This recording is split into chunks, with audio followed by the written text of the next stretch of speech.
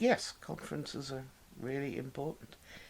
I'm very grateful to at least two English societies, the Endocrine Society, a Society for Endocrinology, I should say, and the Society for Reproduction and Fertility, for the opportunities that they have given me over our endocrinology work in sheep.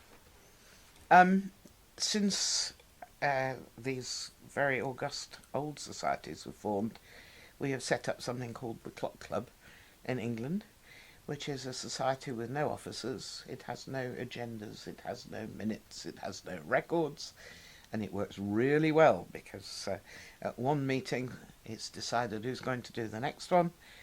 They get the sponsorship, get the students, and the next one is in Surrey very shortly. So that's been important. But probably, in the American Rhythm Society, which I've been a member of for many years, is vastly important. But the one which is closest to my heart is something which started off life, founded by Professor Johannes Ariens Kappers and Dr. Paul Pervet of the Amsterdam Brain Research Institute.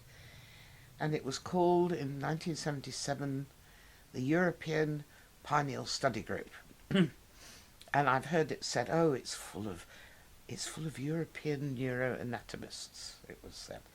Well, it possibly was, but it was absolutely groundbreaking for anybody working on this obscure little organ called the pineal, because it put nearly 200 people in contact with each other. We met every 3 years, and it has now developed into the European Biological Rhythms Society, of whom, Russell Foster was president a couple of years ago.